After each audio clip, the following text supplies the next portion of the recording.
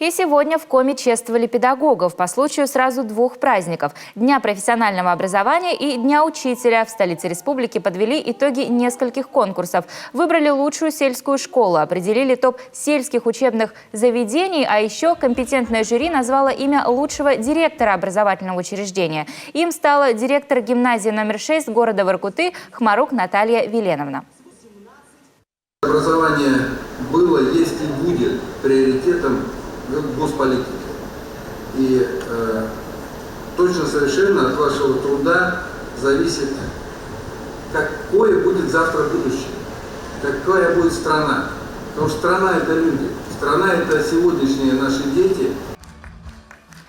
Глава Коми отметил, что учитель не просто профессия, это в первую очередь служение и дарение себя своим воспитанникам. Потому роль педагога в жизни каждого человека трудно переоценить. Нам хочется сказать слова благодарности всем педагогам.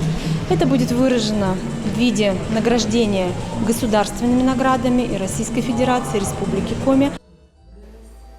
Такие конкурсы в Коми проходят уже не первый год. Участников оценивают не только эксперты и общественники, но и их родители.